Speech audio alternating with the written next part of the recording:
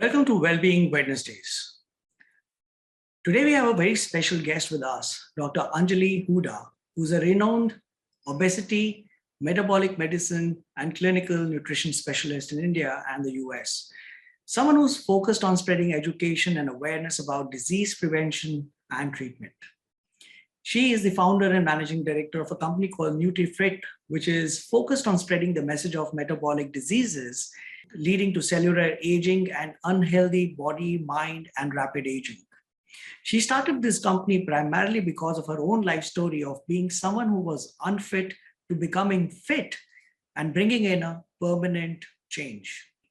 Dr. Anjali is an MD in internal medicine from the Lincoln Medical College in the US, and she's also done a fellowship in obesity medicine and clinical nutrition from Danville in US. Welcome, Dr. Anjali Hooda, to Wellbeing Wednesdays.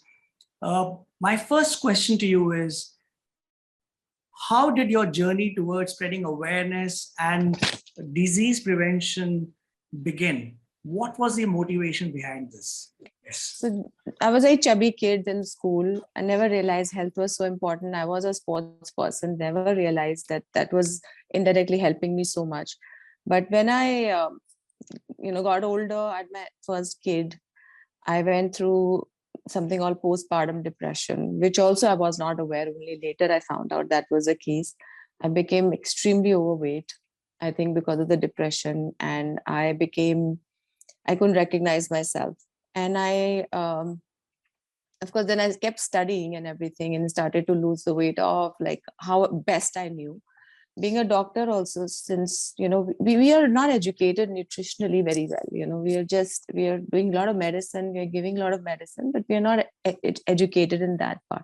So then I started doing some, I did my medicine MD, and then, after that, it just didn't feel that I wanted to do like another fellowship, like a nephrology, maybe endocrinology. But then I decided to go for obesity medicine because I thought I wanted to learn why this happened to me, and it keeps happening because every time I go under some stress, I gain weight, So it became a very tough situation. And with the weight gain, other things also come, like, I don't want to spill out my medical history here, but yeah, other things also start happening.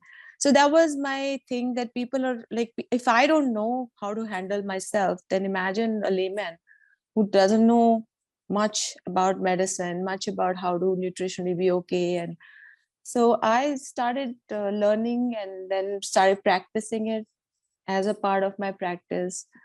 So my journey kind of began with my own bad health.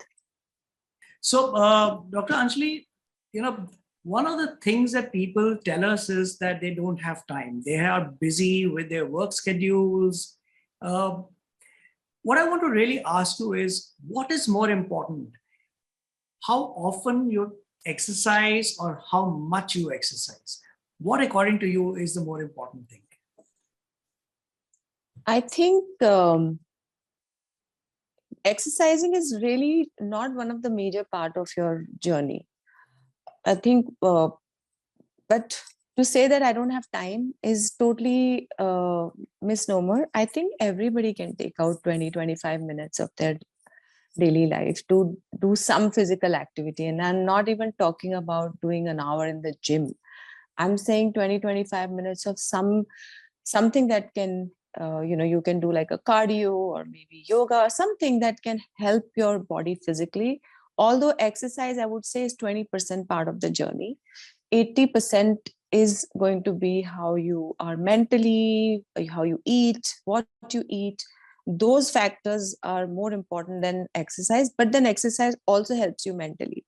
So let's not think about exercise as weight loss. Let's think about exercise as giving you that endorphins, that strength, that mental, mental strength also at the same time. Exercising, I would say, is more for that. We are not bodybuilders, but we can keep a little bit of a routine just so that we are able to get through the stresses of the day, and exercise is kind of a de-stressor, one of the biggest de-stressors.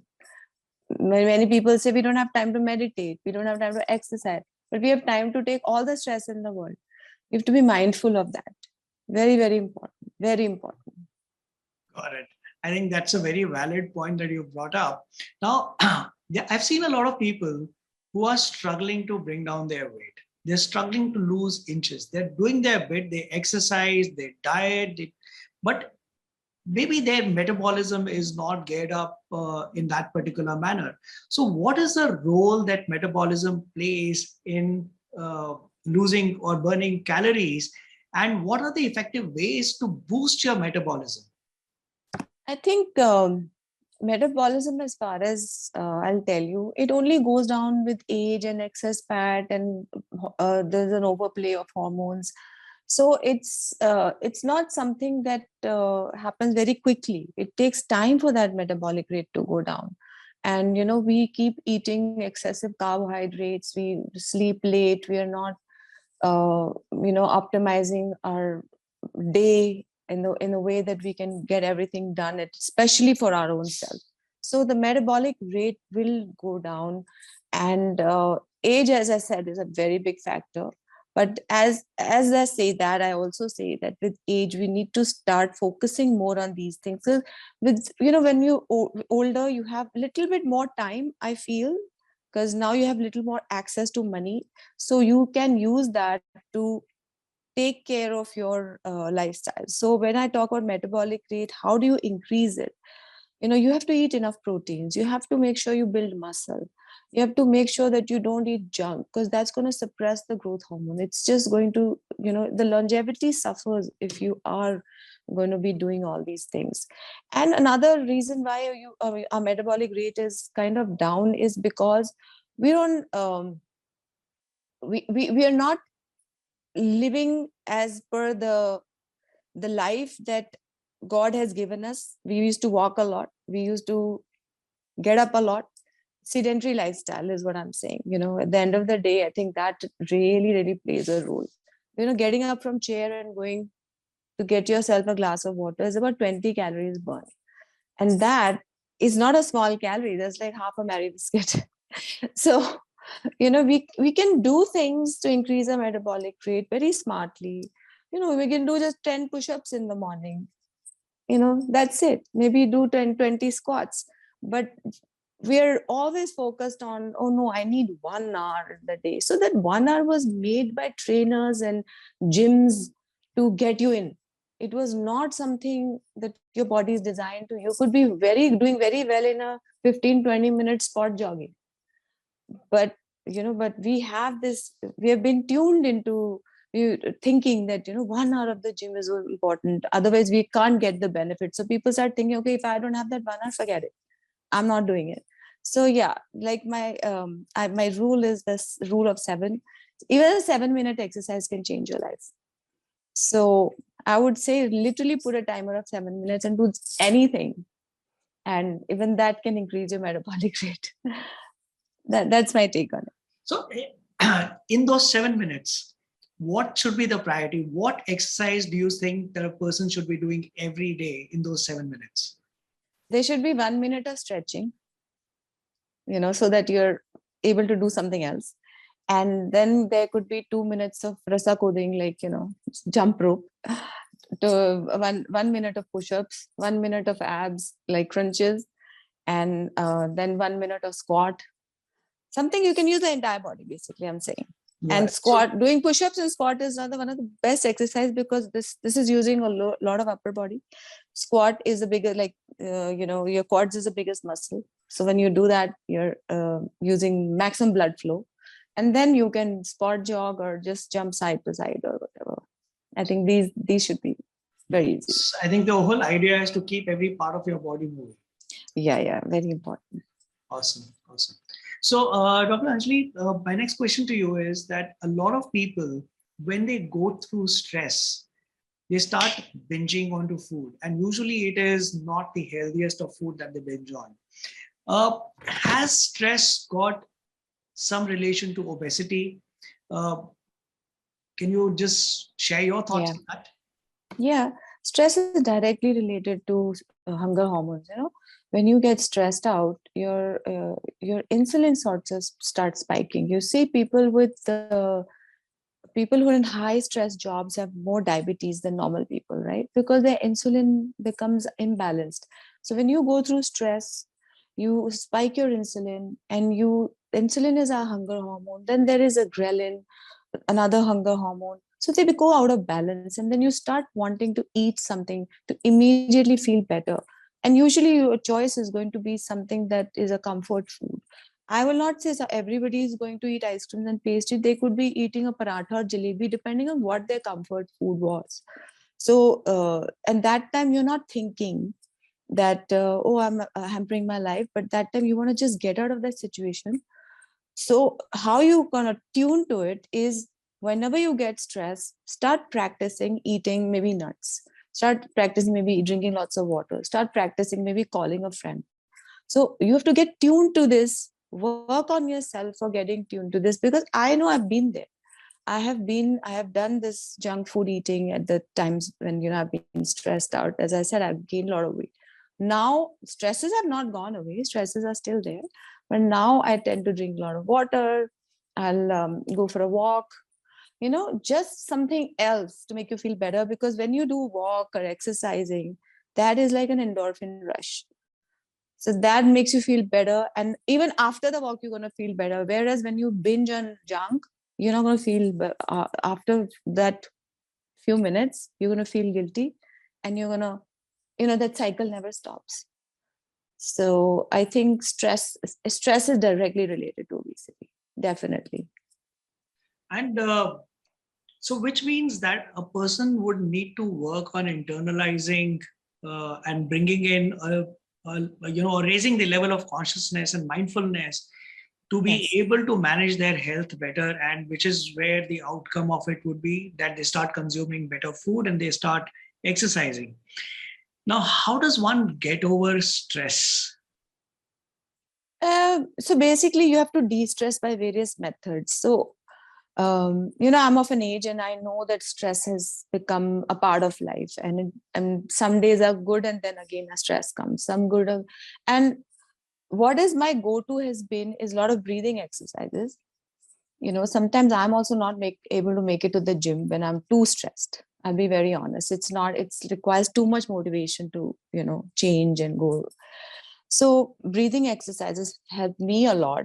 Meditative, meditation. I don't know how to meditate, to be honest, but I listen to some, guided meditations on YouTube, and like just listen to them, and then maybe 10 minutes. I always choose the shortest ones because I know I don't know if I can do it for long.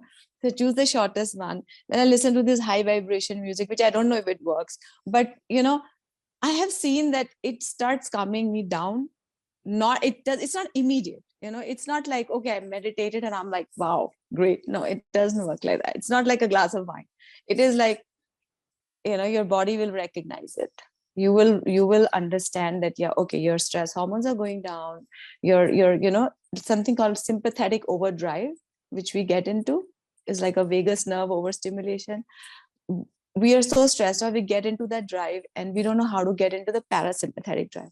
So meditation, deep breathing, these help me a lot. And exercise, of course, can help you a lot if you have the motivation to just get up and go to the gym. Once you get there, you'll do it. It's only that journey of getting from home to the gym, that little, it could be just 5-minute journey, it could be half an hour journey. That is the biggest milestone that you have to cross. Got it. Dr. Anjali, do genes play a role when it comes to obesity? Is it true that the children of obese parents will be obese or will have the tendency to be obese? Is that true? See, genetics plays a bigger role than we realized. Okay, now the genes have become like, we do genetics for pretty much everybody. Yeah, genetics play a big role, but it doesn't mean that if you're born with a certain gene, you will express that phenotype. Okay, like okay, I have an obesity gene. I'll tell you honestly, because I did my genetics like properly, and when I found out I have the obesity gene, I could explain what happened with me. Like, I was fat and I didn't know how to lose the weight.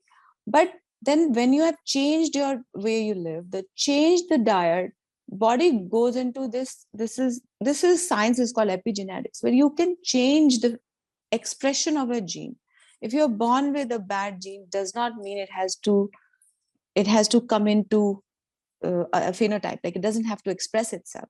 So I still have the gene, I've had the bad effects of the gene, but I am trying to turn it around by eating well and taking good care of myself and trying to not do things which will, enhance. So if you have a obese parent in the house, and that should not discourage anybody, that you can. And somebody with diabetes, they say genetics plays a big role. Yes, it does.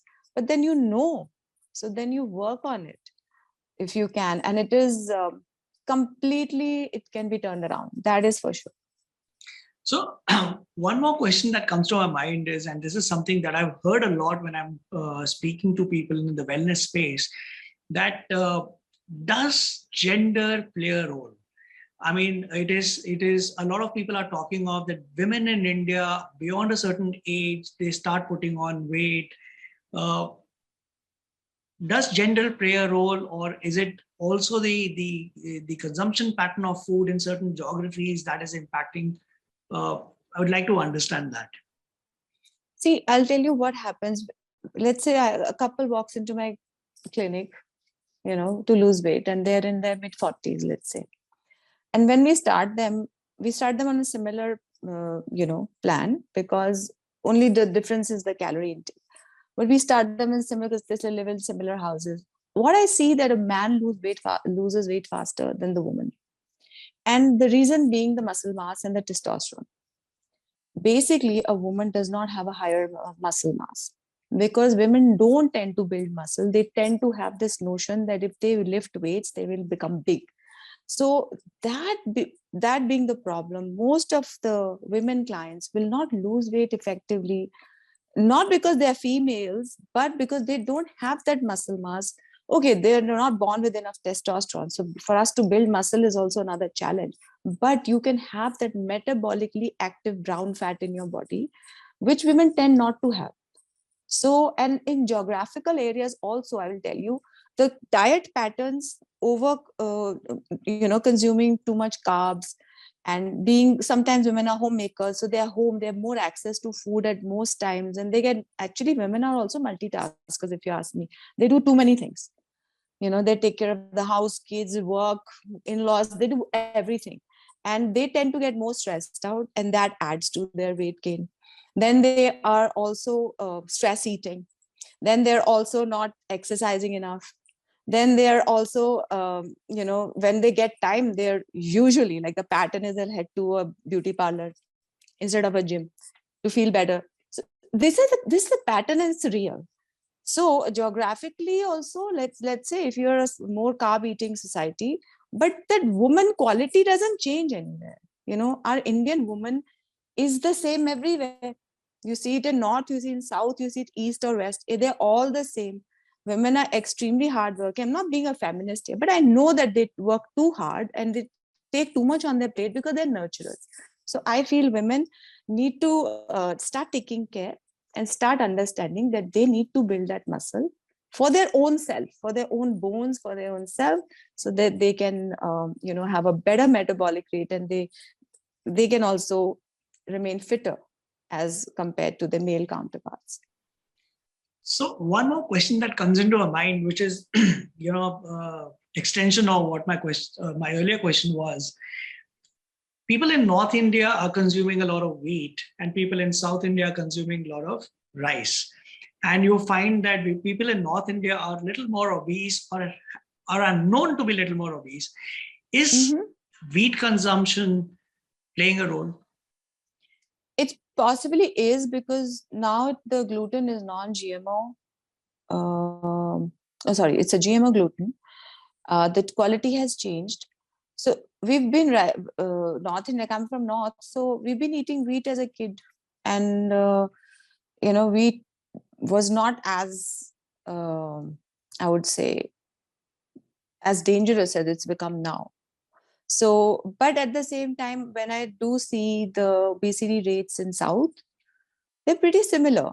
They're not far behind to us, because rice is again a very high carbohydrate, high glycemic index, and it digests very fast. So, wheat at least stays in your body for a longer time. But the quality of wheat has deteriorated over time. And for rice eaters, I think the consumption has remained high and the activity has not remained high. And that's why I think the rates all over India of obesity are increasing a lot. Awesome. I think you're resonating. Another, when I was talking to a cardiologist recently, and he told me that a lot of young people are now coming with a cardiac problem. And the reason is because they were working hard earlier and eating well. Now machines have taken over, so their eating pattern hasn't changed, but their work pattern has. So Yeah. I think that's where that's what you're also saying. Uh, we recently went through a pandemic, and we realized that immunity plays a very important role when it comes to healthy lifestyle. Now, does gaining weight impact one's immune system? And what do you think is the role of nutrition and exercising on our immune systems? I think for most of the people who got the bad effect of COVID already had some kind of comorbidity, whether it was a diabetic patient, whether it was obesity, whether it was a heart disease. So I think what pandemic has made us realize is that, no matter how we look from the outside, we have to work on this inside cellular health of ours. We need to understand that giving yourself good nutrition is actually become a need of the hour. It's not even like something you want to do for weight loss. It is something you just want to do. You don't, I mean, like a lot of people are started understanding, okay, you know what, I'm not going to eat too much junk outside. I'm going to have home cooked food. Yes, you need to understand that. And even you can cook junk at home also, but that doesn't mean home food is not great. I'm not saying that home food, you have to eat, but you have to be carefully seeing that you're eating good proteins. A lot of people don't eat good proteins at all because, we are vegetarian by nature, majority of us are vegetarian. So we don't eat good proteins. And proteins is the one that makes your immunoglobulins, your immunity is coming from the protein. But we don't eat enough. We have the bad notion, oh, we'll eat too much protein, our kidneys will pack. And, all that information is flowing out there. So we don't eat good proteins. We say we are vegetarian, but we don't eat enough vegetables. I don't see people eating, like my patient population, they probably will eat out of like 20 vegetables on a vendor's card, they'll say, I only eat 3. Seldom. Paneer is a vegetable, aloo is a vegetable. That kind of notion is there. So being vegetarian, we don't eat vegetables. We have to realize that being vegetarian is great, but we have to eat the vegetables. So eating vegetables, eating, fresh fruits rather than going and having, dried cranberries. Like it doesn't even make sense. Can you go have a banana, which is the cheapest nutritious food in our country, I think. And so I'm just saying that good food incorporation, good, I don't know if stress played a role in COVID so much as nutrition did. I think 80% was nutrition and chronic diseases that, those non-communicable diseases that were there in that population. Most of them got pneumonia because of that. Most of them couldn't fight the infections because of that. But it's not like, you get sick, you start eating well. You start eating well today. Don't wait for that day to come. Start today, because tomorrow will never come.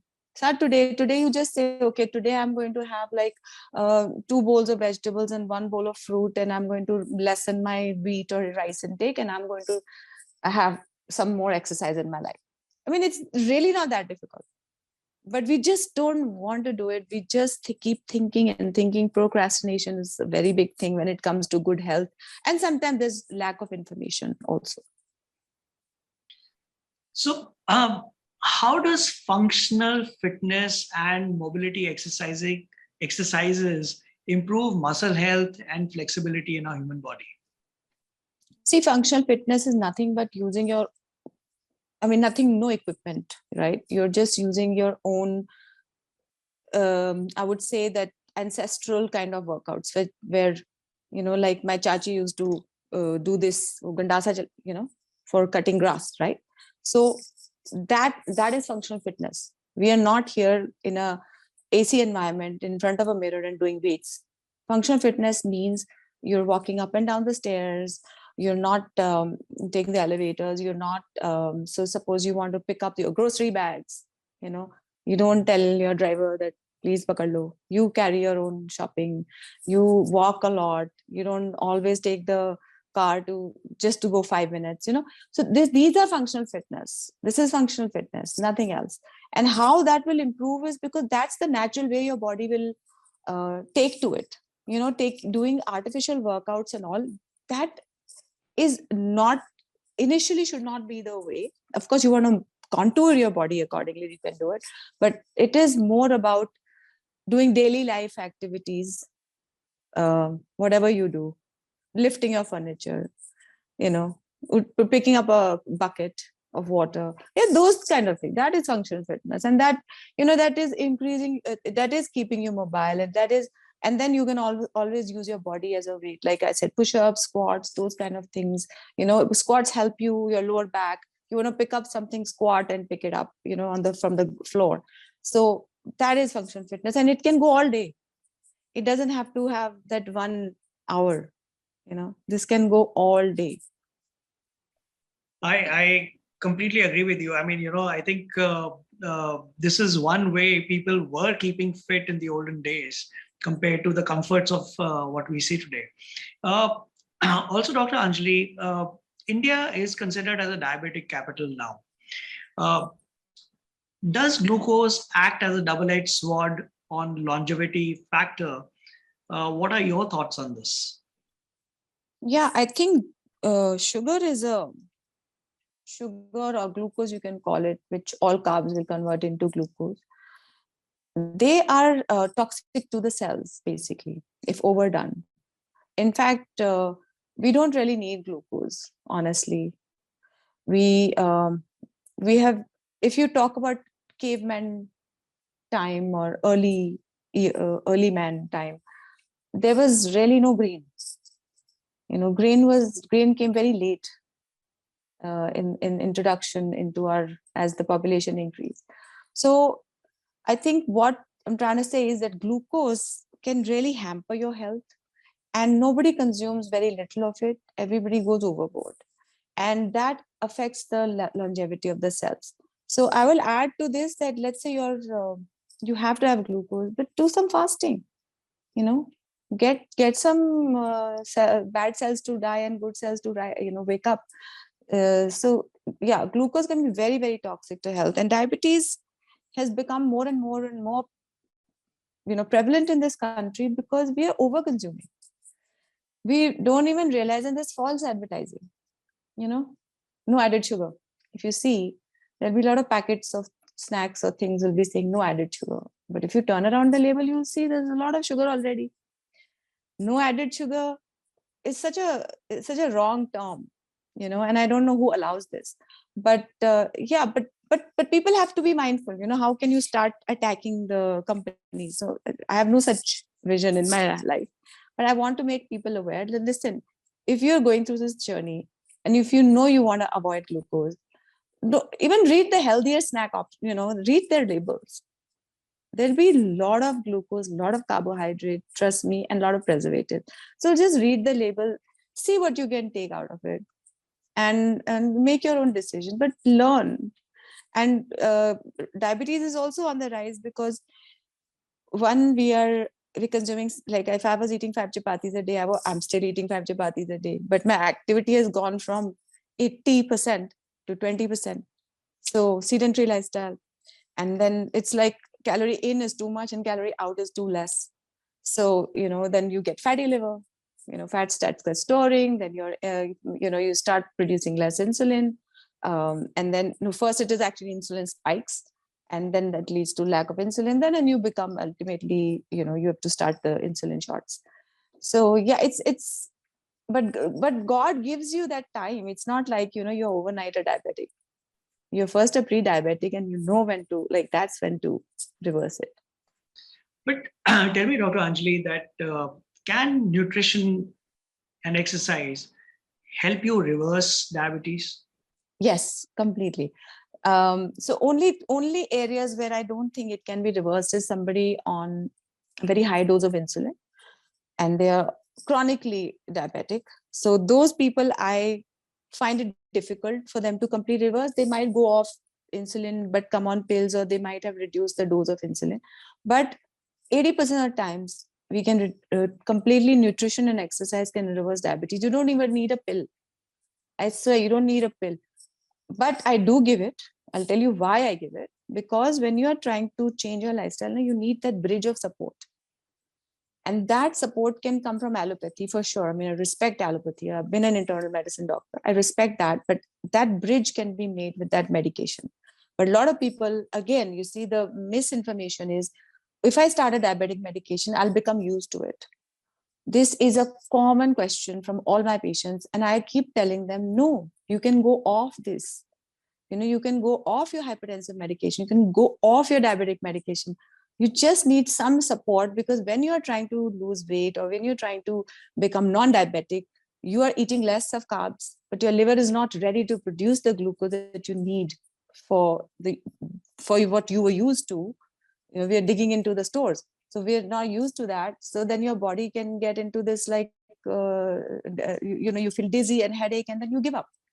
So just take support of medications for a while, and then work on yourself, and then a good doctor will try and reduce your medications rather than upping the dose.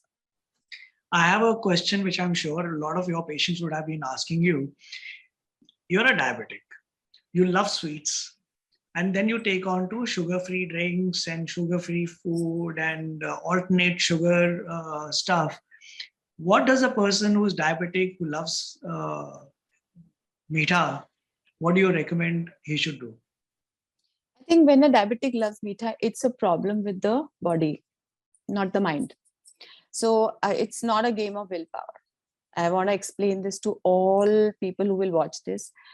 Diabetes is not a game of willpower. If you say you're a foodie, or you say you have sugar cravings, there's something wrong inside. Either your diabetes is not well controlled, or you're not nutritionally optimized. That's why you feel you want to have meat after every meal. I've seen this with a lot of my diabetic patients. They can't stop themselves. It's not because they don't want to, it's because their body doesn't allow them to, because they're all the time having that circulating insulin craving them to have, or they have a bad gut health, which bad bacteria are saying khalo, so because bacteria really thrives on sugar. So there's something wrong. That's what I'm trying to tell you. So if somebody wants to have meetha and they are already diabetic, there is something else it's missing in the picture. So we need to fix that. And I can tell you, I have fixed those things in quite a few people, and this meetha craving and all that has become negligible, because then they start understanding, okay, you know what? I mean, if you fix it, let's say I kill all those bad bacteria in your stomach, why will you want to eat? You already know it's not a good thing. But it's really not a game of willpower. So what are those things that need to be fixed? One is very important, is gut health. Mm-hmm. Second, nutrition, make sure that if you're diabetic, you're consuming that much amount of protein. Diabetics also, they somewhere undermine the need for protein. I think diabetics' need for protein should be given more importance, because protein is more satiating. It doesn't spike insulin as much, and it keeps you full for long, and adds gives you more muscle strength. Let's say you're also working at the same time, or at least it doesn't let the muscle break down. Diabetics have a huge problem of muscle breakdown.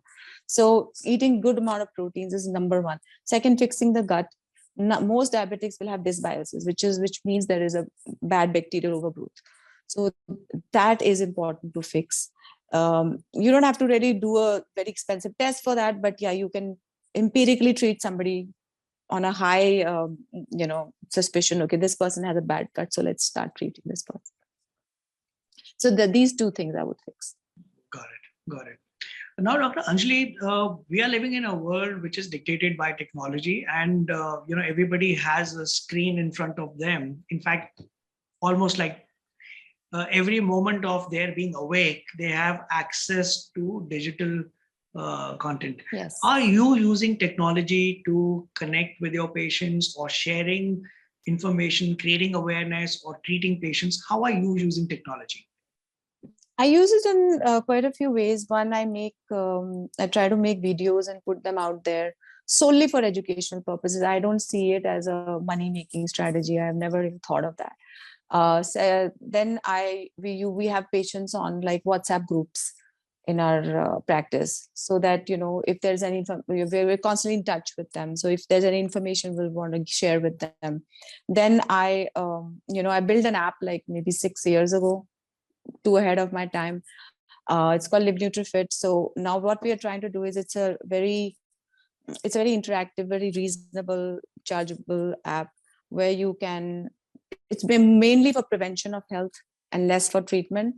But if somebody is diabetic, they can go on to specialized programs for treatment. But generally, it's a preventive. So using technology through social media, through our regular communication with patients, and the app that I have made, and we are now just redoing the app just to create just a little better version. And I want to reach to the tier 2 and tier 3 cities. That's the whole idea. So I have one question in case you're trying to reach out to tier 2, tier 3. One is, how are you bridging the gap? Can be addressed by having the app. But the challenge is the language. So are you looking at putting vernacular languages there?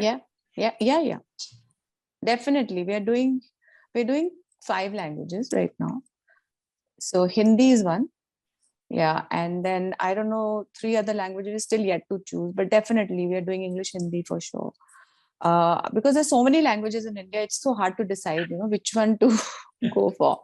But we're going to pick up places where obesity, the data shows it's a higher in number. So, maybe down south we'll do. Yeah, Gujarat has high, Rajasthan and Gujarat have high obesity. So, Dr. Anjali, are there any myths around nutrition and food specifically for India that you would like to bust? Oh, there are so many myths. Few of them that you can share with us. Yes, there's so many. One big one is protein is bad for me, and second thing is fruit is great. Too much fruit is consumed. They forget that it's also glucose. Third thing is going for healthy snacking, which is there's nothing, and overdoing the healthy snacking. So there's nothing called healthy snacking, to be honest. And then the other myth is you have to eat every 2-3 hours in a day, which is wrong, because the lesser you give more gap to your eating, the more fasting you are, the better your cells, you get more better cellular health. Mm-hmm. So eating frequently is quite a wrong thing. And and I think another thing was that paneer and aloo is a vegetable. That's a myth amongst 80% of my patients.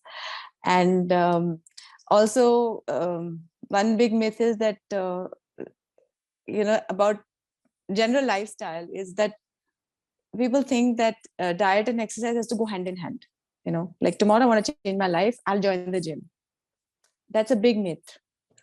I think it should be done slowly over time, both diet and exercise. It's not something that, okay, tomorrow I'm going on a diet, I'm joining the gym and I'm going to change my whole life. It doesn't work like that. So there's a big myth that, okay, 21 days I'm giving myself. But then what happens after that 21 days? You are back to the same, So yeah, it's a little slow process. And and then other myths, I keep coming across a lot of myths. In fact, I've written those myths in my book also. I have a book called Think, Eat, Live Smart. I published that just before the pandemic happened. It's never really got around to scaling it up. But yeah, I put a lot of myths there. I keep coming across. And and people think nuts have cholesterol. That's another one. I feel that nuts make you fat and they have cholesterol. They're bad for the heart. And another myth is to stop dal when you have high uric acid. So there's so many. Loads of them. I will be intrigued to read your book and maybe even review it for Yeah, our I will audience. send you a copy. Yeah. Yeah, I look forward to that. And Yeah. one question to you is that you've been, you couple of times mentioned fasting and giving a long gap. Now, do you, as a practitioner, advocate diets or fasting, especially when I don't know if it's a myth or not that people who are diabetic need to have frequent meals. Do you think fasting can help them, and what is it? So there's two different things. Okay, for diabetics, what happens is they tend to get low sugar a lot. So for them, it's okay. I mean, depends on what stage of diabetes they are in. Okay, initially it doesn't happen like that. But if you are diabetic and you're on, something called oral hypoglycemics, there's a drug, there's a medication. If you're on those, and then you will get hypoglycemic, and then that's the risk no doctor wants to take, and the patient shouldn't take that. So it's okay for them to eat every 2 hours, a small, very little quantity. But if you're not that much of a severe diabetic and you're just starting out, fasting can really help you. Fasting, in fact, balances out all these hormones, the insulin and ghrelin and everything. And for you asked me for other people, uh, if other people want to Yes. fast, I Yes. think fasting can change. I'm sorry, fasting can change a life. Fasting, I've just done one 500-word article on fasting yesterday, and I was thinking like how fasting can improve. It can improve your one, muscle strength. It can help you remain less hungry. I mean, basically, it's an appetite suppressant itself. Because fasting also leads to ketone body formation and everything, so it reduces the appetite. Then it's very good for longevity, but because it kills the bad cells in your body, and you know and you're able to make the better cells. So let's say we have a patient of cancer and we ask them to fast. It's okay for some time. Yes, we should do it because you want the death of those cells.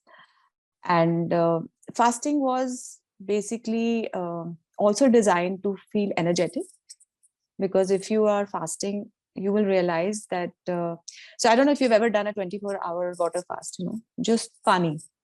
So if you do that, after 24 hours you will feel like charged up, like as if you've had an energy drink, and people are so scared to even get to that level. So I'm not talking about now, I'm not talking about 24-hour fast. I'm saying fast between the meals, 3 hours, 4 Right. hours, that's it. And then what people do is breakfast, then snack, then lunch, then snack, then dinner. So we also design programs like that, but I always tell them this is an optional snack. Mhm. Try not to have it, but if you don't know anything, don't go for what you think is right, just do this. But it's not ideal. So you need to give yourself fasting time. So a lot of I don't know if you've heard of Dr. Fung. He does a lot of these podcasts and YouTubes on Jason Fung. See, he does this fasting and one meal a day concept, Mhm. which I think it's great.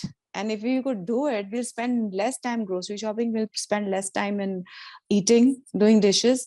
And if everybody went on one meal a day, it would be so awesome. But then food has become more than that. Food becomes everything. You want to sit and chat with your friends, food. There's a shadi, there's food. There's a death, there's food. There's a rakhi, there's food. There's Janmashtami, there's food. There's like we are all the time eating. So I'm not saying it's bad, but you know what? It's just not good for longevity. Right. You mentioned cancer, and you said Mhm. cancer patients initially could also benefit from fasting because you give the opportunity for the bad cells to die. Uh, Yes. does this also mean that bad food could be leading to cancer? Oh, Because yes. we've been all struggling It's to identify what leads to cancer or bad cells. so yeah, along with food, look, so all of toxins that we are talking about, toxins. So how anybody processes toxins is very different.